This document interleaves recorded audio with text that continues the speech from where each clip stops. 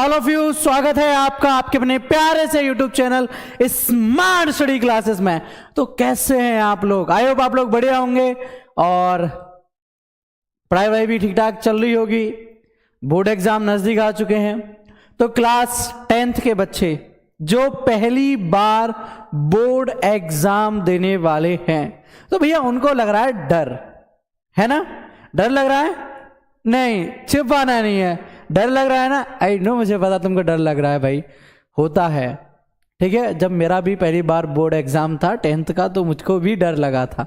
लेकिन सोचने वाली बात तो ये है ना कि जब तक हम इसको फेस नहीं करेंगे, जब तक हम मतलब करेंगे नहीं, तब तक हमको पता कैसे चलेगा कि कैसे क्या है। क्योंकि आगे भविष्य में जाकर हमारे सामने जरूरी नहीं है कि जहाँ स्कूल में हम पढ़ रहे हैं वहीं हमको हमारी आगे की पढ़ाई पूरी हो जाए, या फिर हम जहाँ रह रहे हैं वहीं पर हमको काम मिल जाए। ऐसा तो नहीं हो सकता ना। हो सकता है मतलब कुछ 30-40% बच्चों के साथ में जिनके माँ बाप ऑलरेडी पहले से कोई बिजनेस कर रहे होते हैं। बाकी बच्चों को तो बाहर निकल कर जॉब करनी पड़ेगी, घर से बाहर किसी दूसरे शहर में, किसी दूसरे देश में भी जा सकते हैं भाई, अगर अच्छा बंदा है तो, नॉलेज है तो जाना पड़ेगा। ऐसे ही अपने स्कूल को, अब तक अपने स्कूल में पेपर दिए, वहां का एक्सपीरियंस है, लेकिन दूसरे स्कूल में जाकर पेपर कैसे देंगे? अरे पता नहीं यार, टीचर कैसे होंगे, डांटेंगे तो नहीं, मारेंगे तो नहीं, किस तरीके का उनका व्यवहार होगा, कैसा स्कूल होगा, बड़े सारे डाउट मन में चल रहे। पर एक चीज बता दूं, देखो, अगर आप अपनी पढ़ाई पर अच्छे से ध्यान रखते हो, आप अच्छे से पढ़ रहे हो, अपने टॉपिक को, अपनी शिक्षा को सही समय दे रहे हो, तो तुम्हारे अंदर से ये डर हट जाना चाहिए मेरे अकॉर्डिंग। क्योंकि ये डर नहीं होगा ना, क्योंकि आपने तो तैयारी पूरी कर ली है। आप अगर दूसरे का पेपर देने जाते हो तो वहां आपको मतलब होगा अपने दोनों पेन से, एक पेपर मिलेगा वहां से और एक कॉपी मिलेगी, और एक सीट यानी एक जगह मिल जाएगी भाई, इस पर बैठकर आपको अपना पेपर कंप्लीट करना है। वही होगा ना इक्वली, तो वहीं पर आपको अपना ये क्लियर करना है। उधर का तो तुम्हारा कुछ नहीं रहा, तो फिर डर क्यों? इधर उधर देखोगे तो डर बनेगा, कहीं कोई देख तो नहीं रहा, मैं इधर देख रहा हूं, तो ये डर होता है। जब तुम इधर उधर देखोगे तो डर ही नहीं बनेगा, तुम्हारा पूरा फोकस एग्जाम पर होगा। तो क्लास 10वीं के बच्चे ना घबराओ भाई, हम हैं आपके साथ में। आज इस वीडियो में कुछ जो कि 20 मिनट की समथिंग रहने वाली है, 20 से 25 मिनट की, इसमें मैं आपके टोटल आपके 10 अंक तैयार कराने वाला हूं। कितने? 10 अंक। इसमें मैं आपको साहित्यिक परिचय, तो क्लास 12 में आते हैं, सॉरी, जीवन परिचय, क्लास 10th के जीवन परिचय मैं आपको कराने वाला हूं, ठीक है? तो सभी रेडी हो जाओ। 2 महत्वपूर्ण जीवन परिचय, या फिर वो जीवन परिचय जो बोर्ड एग्जाम की दृष्टि से वेरी वेरी इंपॉर्टेंट होते हैं, मैं इस सीरीज में आपको कराऊंगा, ठीक है? स्मार्ट स्टडी क्लासेस चैनल पर 3 बजे से आपकी ये क्लास रहती है। आप इसको जरूर देखा करें, अपने दोस्तों के साथ में भी शेयर किया करें, ठीक है? आपको ये बताने वाला हूं इस वीडियो में मैं कि जीवन परिचय को लिखते समय आपको किन बातों का ध्यान रखना है जिससे कि आपको पूरे 5 अंक मिल जाएं, ठीक है? साहित्यिक परिचय लिखना है या नहीं लिखना? साहित्यिक योगदान लिखें। सर रचना कृतियां कैसे लिखें? बहुत सारे डाउट मन में आते हैं, लेकिन कैसे क्या है वो मैं आपको बताता हूं। महत्वपूर्ण जीवन परिचय बोर्ड एग्जाम में 100% आएगा, ओके? चलें, जीवन परिचय क्लास 10th की दृष्टि से कौन कौन से इंपॉर्टेंट हैं, स्क्रीनशॉट ले लो चाहे आप इसका, ठीक है?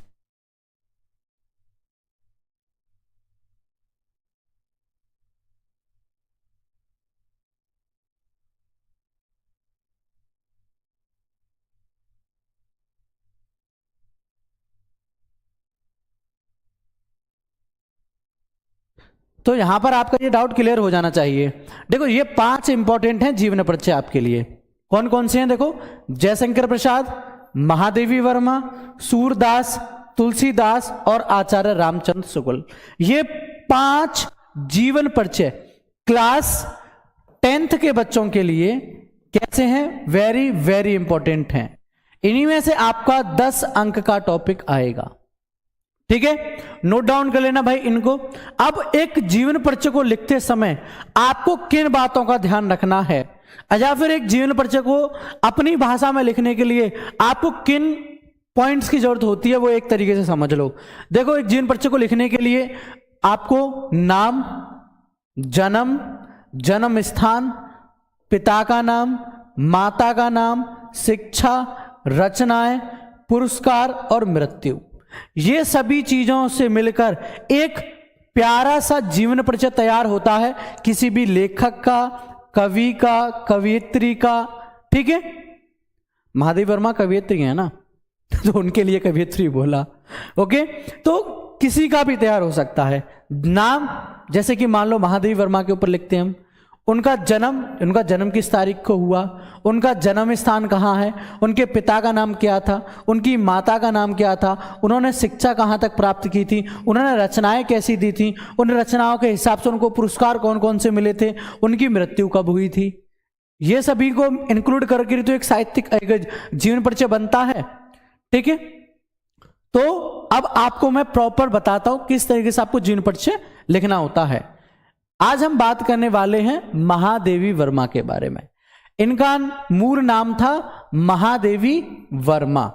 इनका जन्म 26 मार्च 1907 में हुआ। कहां पर? फर्रुखाबाद, उत्तर प्रदेश में। ठीक है, इनका जन्म 26 मार्च 1907 को हुआ, फर्रुखाबाद, उत्तर प्रदेश में।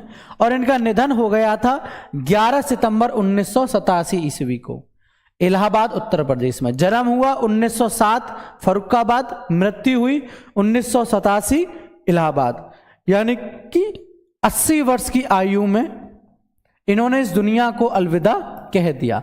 80 वर्ष की आयु में इन्होंने इस दुनिया को छोड़ दिया। ठीक है, इनके पिता का नाम था श्री गोविंद प्रसाद वर्मा और इनकी माता का नाम था हेमरानी, जो कि एक साधारण सी कवियत्री थी। ठीक है, जो कि एक साधारण सी कवियत्री थी। इन्हीं से प्रेरित होकर महादेवी वर्मा जो है काव्य रचनाएं करने लगी थी। ठीक है, चलिए अब आगे बढ़ते हैं जीवन परिचय की ओर। आधुनिक युग की मीरा, ये क्लियर था ना यहां तक? एक बार दोबारा समझा दूं, मुझे नहीं लग रहा तुम्हारा एक बार में हो गया होगा। 10th के बच्चे हो, ठीक है, ध्यान से समझ लेना बेटा, तुम्हारे स्कूल वाले इतने प्यार से नहीं समझा पाएंगे जितने प्यार से मैं समझा रहा हूं। ठीक है, देख लो, देखो मैंने क्या कहा था, नाम, जन्म तारीख हो गई, जन्म स्थान हो गया, मृत्यु जो सबसे लास्ट का पॉइंट था वो मैंने पहले ऐड कर लिया, मृत्यु स्थान भी दे दिया। पिता का नाम मैंने बताया था, पिता का नाम आ गया। माता का नाम मैं बताया था, माता का नाम आ गया। ठीक है, चलिए क्लियर है ना? अब इनके जीवन परिचय के बारे में बात करते हैं। आखिरकार इनकी जीवन शैली कैसी रही और इन्होंने समय के साथ अपने आप को इस आधुनिक युग में किस तरीके से उभारा, या फिर कहते हैं कि लोकप्रियता प्राप्त की, लोगों के बीच में अपनी एक पहचान बनाई। ठीक है, वो सभी मैं आपको बताता हूं।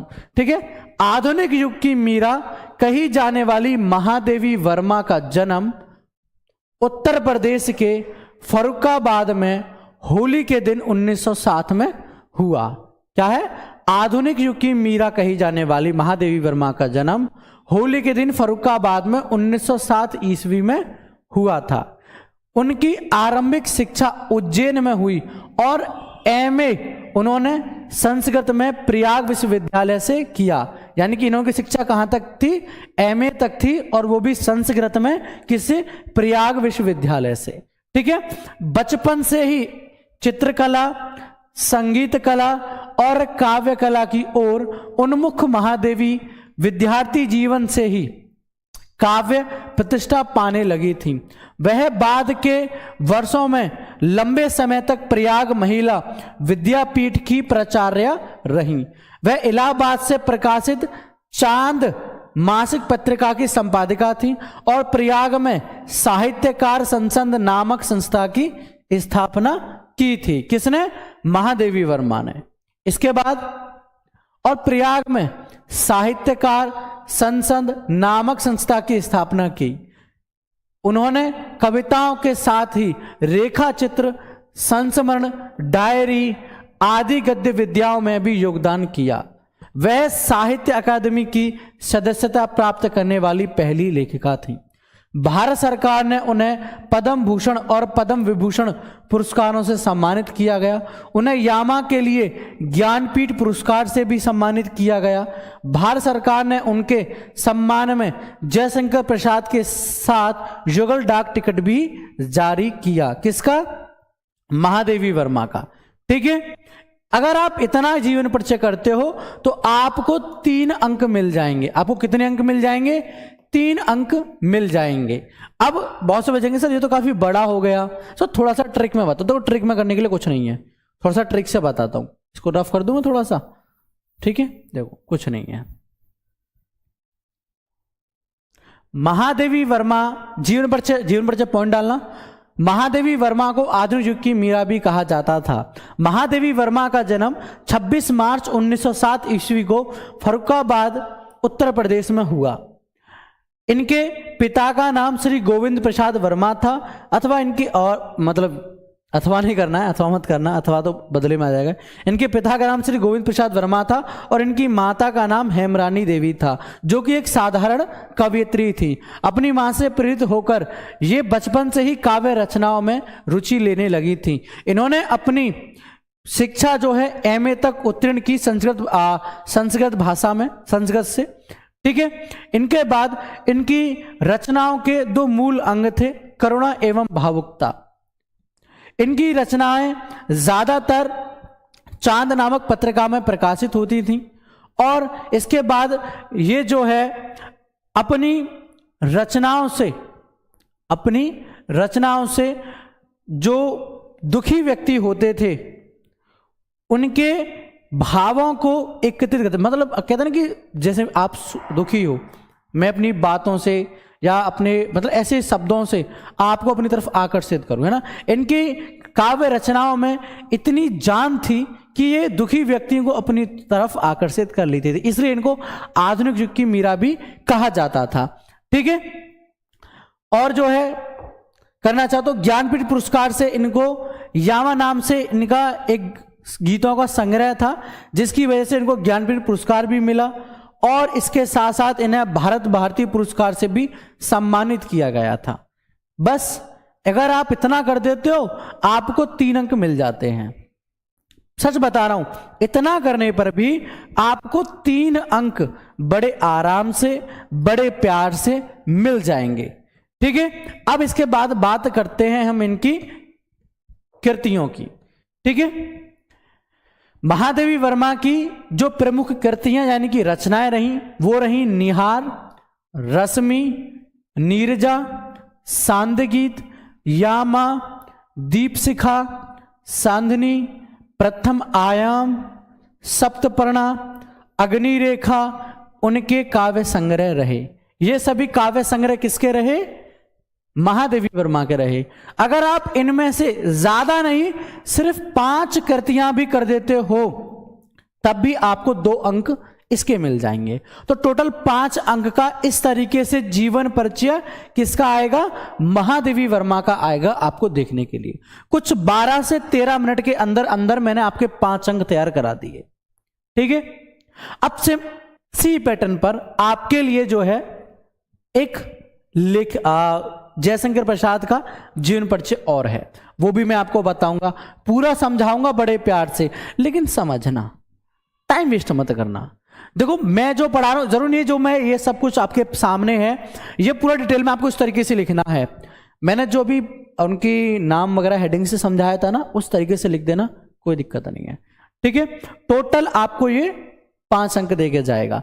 ठीक है, अगर इसका PDF चाहिए आपको फ्री ऑफ कॉस्ट तो आप 9058704381 9058704381 इस नंबर पर आप मुझे व्हाट्सएप पर मैसेज कर देना कि सर मैं क्लास 10th का स्टूडेंट हूं और मुझे ग्रुप में ऐड कर दो। वहां आपको ग्रुप में ऐड कर दिया जाएगा और ये सभी PDF आपको फ्री ऑफ कॉस्ट दे दिए जाएंगे। बदले में बस एक ही चीज, बदले में सिर्फ एक ही चीज चाहूंगा कि क्लास 10th हिंदी में तुम 90+ में स्कोर करोगे। मेहनत करोगे यार, 90+ में स्कोर करना पड़ेगा। चलिए अब बारी है जयशंकर प्रसाद के। फिलहाल मैं बता दूं जीवन परिचय, ठीक है। 5 महत्वपूर्ण जीवन परिचय वो भी लिख रखा है। जयशंकर प्रसाद, महादेवी वर्मा, सूरदास, तुलसीदास, आचार्य रामचंद्र शुक्ल। जैसा कि मैंने पिछले वीडियो में इससे पहले भी बताया है। 5 महत्वपूर्ण जीवन परिचय। याद क्या रखना है? उनका नाम, उनका जन्म तारीख, उनका जन्म स्थान, उनके पिता का नाम, माता का नाम, उनकी शिक्षा, रचनाएं, पुरस्कार, मृत्यु। ये सभी चीजें जीवन परिचय लिखने के लिए बहुत इंपॉर्टेंट रहती हैं। ये कुछ 8 से 9 पॉइंट अगर आपको याद हैं तो आप कर लोगे। जैसे महादेवी वर्मा में पुरस्कार में आया था ना, उनको ज्ञानपीठ पुरस्कार मिला था, भारत भारती पुरस्कार मिला था। आप 2 पुरस्कारों को लिख दो वहां पर, कोई दिक्कत नहीं है। उनकी शिक्षा के देखो, महादेवी वर्मा के बारे में क्या था, उनका नाम महादेवी वर्मा, उनका जन्म कहाँ हुआ था, 1907 ईस्वी में हुआ था, फर्रुखाबाद में, उत्तर प्रदेश में, ठीक है। उनका जन्म स्थान मैंने आपको बता दिया, फर्रुखाबाद, उत्तर प्रदेश। उनके पिता का नाम क्या था? गोविंद प्रसाद था, है ना, गोविंद प्रसाद वर्मा। उनकी माता का नाम क्या था? हेमरानी देवी था। उनकी शिक्षा कहाँ थी? MA तक थी। उनकी रचनाएं क्या क्या थी? निहार, रश्मि, नीरजा, सांदगीत, यामा, थी ना। उनको पुरस्कार कौन सा मिला था? भारत भारती पुरस्कार और ज्ञानपीठ पुरस्कार। उनकी मृत्यु कब हुई थी? 1987 ईस्वी में हुई थी। तो ये चीजें याद रखने की होती हैं, ये कर लो, आपको कोई दिक्कत नहीं होगी। अब ऐसे जयशंकर प्रसाद का आएगा सेम पैटर्न पर, वो ज्यादा हार्ड नहीं रहेगा। जीवन परिचय जयशंकर प्रसाद बहुमुखी प्रतिभा के धनी साहित्यकार थे। उनका जन्म 1890, बहुत से बच्चे कंफ्यूज रहते हैं 1890 किसी जगह से 1889 होता है। तो फॉर योर काइंड इंफॉर्मेशन, आपकी जानकारी के लिए मैं बता दूं, 1890 इज द रियल डेट। 1890 ईस्वी में काशी के सुंगनी साहू नामक प्रसिद्ध वैश्य परिवार में हुआ था। उनके यहां तंबाकू का व्यापार होता था। उनके पिता देवी प्रसाद और पितामह शिवरतन साहू थे। उनके पितामह परम शिव भक्त दयालु थे। उनके पिता भी अत्यधिक उदार और साहित्य प्रेमी थे। अब बहुत सोचेंगे सर पितामह मतलब उनके दादाजी थे शिवरतन साहू, वो शिव भक्त थे, ठीक है। और उनके जो पिता थे उनका नाम क्या था? देवी प्रसाद था। वो कौन थे? वो साहित्य प्रेमी थे, ठीक है। उन्होंने अंग्रेजी और संस्कृत का अध्ययन स्वाध्याय से घर पर ही प्राप्त किया। उनमें बचपन से ही साहित्य अनुराग था। वे साहित्यिक पुस्तकें पढ़ते और काव्य रचना करते थे। पहले तो उनके भाई ने काव्य रचना में बाधा डालते रहे। उनके जो भाई थे, जो उनके बड़े भाई थे, वो उनकी काव्य रचनाओं में बाधा डालते थे, उनको रोकते थे। परंतु जब उन्होंने देखा कि प्रसाद जी का मन काव्य रचना में अधिक लगता है, तब उन्होंने इसकी पूरी स्वतंत्रता उन्हें दे दी। किसको दे दी? जयशंकर प्रसाद को दे दी, ठीक है। इसी बीच उनके बड़े भाई शंभू रतन, जो कि उनकी काव्य रचनाओं में बाधा डालते थे, उनका निधन हो जाता है। निधन हो जाने के बाद घर की स्थिति खराब हो गई, व्यापार भी नष्ट हो गया।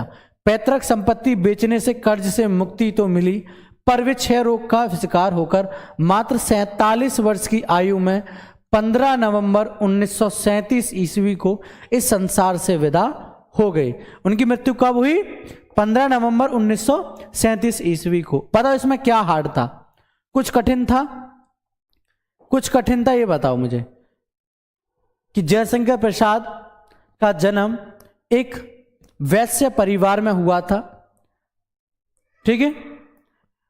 इस तरह की शुरुआत करें, फिर सिंपल वे में शुरुआत करूं। जयशंकर प्रसाद एक बहुत ही अच्छे साहित्यकार थे और इस साहित्यकार का जन्म सन 1890 ईस्वी में हुआ था, ठीक है। और ये एक वैश्य परिवार से आते थे और इनके यहां तंबाकू का कारोबार था। इनके पिता का नाम देवी प्रसाद था और इनके आप पितामह का नाम अगर करना चाहते हो तो कर लेना। इनके पिता का नाम देवी प्रसाद था और बचपन से ही जयशंकर प्रसाद को काव्य में बहुत दिलचस्पी थी। जब वो काव्य रचना शुरू कर रहे थे, खुद से ही वो तैयारी करते थे, खुद से ही वो स्वाध्याय मतलब खुद से ही सीखना। जब वो खुद से ही सीख रहे थे, खुद से काव्य रचना कर रहे थे, तो उनके बड़े भाई शंभू रतन ने उनके इस काव्य में बाधा डाली। लेकिन जब वो देखते हैं कि जयशंकर प्रसाद बहुत अच्छी काव्य रचनाएं करते हैं, तो उन्होंने फिर उनको रोका नहीं और उनको उस चीज के लिए सपोर्ट किया, मतलब उनकी मदद की। ठीक है, उसके कुछ दिनों के बाद उनके पिता और बड़े भाई दोनों की ही मृत्यु हो जाती है। उनके निधन के बाद जो है सारा जो परिवार का जिम्मा था वो जो है जयशंकर प्रसाद के ऊपर आ जाता है। ठीक है, जिससे उनको बिजनेस में यानी व्यापार में बहुत नुकसान होता है और उस नुकसान की भरपाई करते करते उनका पूरा कारोबार यानी व्यापार बंद हो जाता है और इसके साथ साथ उनको भी एक क्षय रोग हो जाता है। सन 1937 यानी 47 वर्ष की आयु में इस महान साहित्यकार, एक बहुत ही अच्छे प्यारे कवि जो प्रेम और सौंदर्य में विश्वास रखते थे, इस कवि का निधन हो गया। बस इस तरीके से आपको जीवन परिचय करना है। 3 नंबर आपको इसके मिल जाएंगे, बाकी के 2 नंबर बेटा आपको इसके मिलेंगे जिसके हैं मतलब कृतियों के यानी कि उनकी रचनाओं के। ठीक है, बाकी के नंबर आपके जो है इधर से इंक्लूड होंगे। जैसे कि बात करें हम काव्य की, तो इन्होंने मात्र 47 वर्ष की उम्र में देखो कितने क्षेत्रों में योगदान दिया। काव्य में दिया, कहानी में दिया, उपन्यास में दिया, नाटक में दिया और निबंध में दिया। इतने क्षेत्रों में इन्होंने मात्र 47 वर्ष की आयु में, अरे भाई 5 साल का बच्चा तो ढंग से बोलना सीखता है, 7 साल तो इनको यूं ही चले गए, मतलब 40 साल की उम्र में इन्होंने इतना सब कुछ किया, इतनी योगदान रचनाएं की, कृतियां की। ठीक है, देखो काव्य क्षेत्र की बात करें, आंसू, कामयानी, चित्राधार, लहर और झरना, ये इनकी काव्य कृतियां रही। कहानी में बात करें आंधी, इंद्रजाल, छाया, प्रतिध्वनि आदि। उपन्यास में बात करें तितली, कंकाल और ईरावती। नाटक में बात करें सज्जन, कल्याणी, परिणय, चंद्रगुप्त, स्कंदगुप्त, अजात शत्रु, प्राश्चित, जन्मजय का नागयज्ञ, विशाखा, ध्रुव स्वामिनी आदि, ये इनके नाटक रहे। निबंध की बात करें काव्य, कला एवं अन्य, ये इनके निबंध रहे। इनमें से ज्यादा नहीं, कुछ 5 से छांट लेना कि आंसू कामयानी, इंद्रजाल कहानी रही और तितली और कंकाल जो है उपन्यास रहा, 1-2 नाटक में से ले लेना, बाकी शुरुआत के 3-4 पॉइंट लिख देना, मतलब 5-6 रचना या कृतियां लिख देना, आपको 2 अंक इसके मिल जाएंगे। ठीक है, टोटल इस तरीके से आपका 10 अंक का ये टॉपिक यहां पर समाप्त हो जाता है। ठीक है, महत्वपूर्ण जीवन परिचय क्लास 10th के विद्यार्थियों के लिए बोर्ड एग्जाम आपके नजदीक आ रहे हैं। 24 फरवरी को आपका पेपर है, 24 फरवरी को आपका पेपर है। अगर आप इन चीजों को ढंग से नोट आउट करते हो, पॉइंट आउट करते हो, तो आपके लिए ये बड़े गजब रहने वाले हैं। बाकी आप पढ़े लिखे समझदार हो, क्या करना आपको क्या नहीं करना। ठीक है, देखो हमारा काम है आप लोगों को सपोर्ट करना, हम कर रहे हैं। आपसे बस बदले में एक ही चीज मांग रहा हूं, 90+ में स्कोर करो, और वो भी आपके लिए है, मेरे अपने लिए कुछ भी नहीं है इसमें। ठीक है, ज्यादा से ज्यादा शेयर करो दोस्तों के साथ में, जिससे उनको भी इतनी सरलता से सभी चीजें समझ में आ जाए। ठीक है, सेल्फ स्टडी पर ज्यादा से ज्यादा ध्यान दो।